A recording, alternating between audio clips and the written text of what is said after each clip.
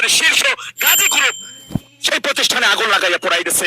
শুধু তাই না, সেখানে 200 অধিক সাধারণ শ্রমিকদের ও জ্বলন্ত ভাবে তাদেরকে পুড়িয়ে হত্যা করেছে। ডেভিল নিউজ আমাদের দেশের আন্তর্জাতিক বিমানবন্দরে আগুন লাগাই দিছে। ডেভিল নিউজ বাংলাদেশের সবচাইতে নিরাপদ স্থান, নিরাপত্তা প্রশ্নিতে জর্জরিত যে জায়গাটা, সেই সেক্রেটারিয়েট আমাদের সচিবালয় পোড়াইয়া দিচ্ছে। ডেভিল নিউজ শুধু তাই না, আজকে সারা বাংলাদেশের 300-এর অধিক শিল্প কারখানা বন্ধ করে দিচ্ছে। আন্তর্জাতিক বিমানবন্দরে আগুন লাগাই দেওয়ার ঘটনায় দেখেন কি হয়েছে। সারা বিশ্বব্যাপী আপনারা জানেন বাংলাদেশ একটি পোশাক শিল্প খাতে কত বড়, তাদের বিশ্বের বাজারগুলো আমাদের নিয়ন্ত্রণে ছিল, বাংলাদেশের শিল্প কারখানাগুলো নিয়ন্ত্রণে ছিল। আজকে সেই বাজার বাংলাদেশ হারাই ফেলছে, কারণ বিশ্ববাসী এখন জেনে গেছে যে বাংলাদেশ থেকে কোনো পণ্য আমরা কিনতে যাব, টাকা দিব, টাকা থাকবে ব্যাংকের অ্যাকাউন্টে, পণ্য আনার সময় বিমানবন্দর রাখবো, কিন্তু বিমানবন্দর আগুন লেগে পুড়ে যাবে। আজ পর্যন্ত ডেভিল নিউজ যতগুলো রাষ্ট্রে ঘুরতে গেছে, যতগুলো রাষ্ট্রে সফরে গেছে, প্রতিটা রাষ্ট্রের দরজাই বাংলাদেশের জন্য বন্ধ হইয়া গেছে।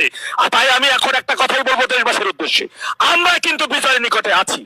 আপনারা স্ব জায়গা থেকে যেখানে যে নেতা কর্মীগণেরা রয়েছেন, আমাদের গেলে বাহিনী ভাইরা রয়েছেন, মুক্তি বাহিনী ভাইরা রয়েছেন, মুক্তিযোদ্ধার প্রজন্ম ভাইরা রয়েছেন, ছাত্রলীগ যুবলীগের ভাইরা রয়েছেন, পুরো দেশব্যাপী আজকে বঙ্গবন্ধু কন্যা জননেত্রী শেখ হাসিনার বিশেষ একটা ভ্যানগার্ড যারা রয়েছেন, আপনি বলবো প্রত্যেক পাড়ায়, প্রত্যেক মহল্লায়, প্রত্যেক গ্রামে, প্রত্যেক উপজেলায় গ্রামীণ ব্যাংকের শাখা অফিস গুলো আছে।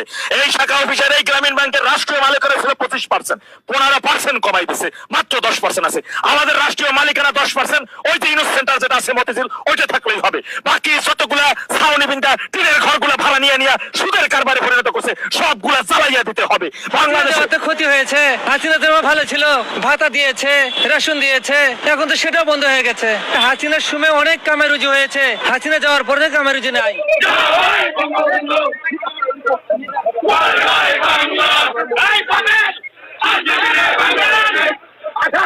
আর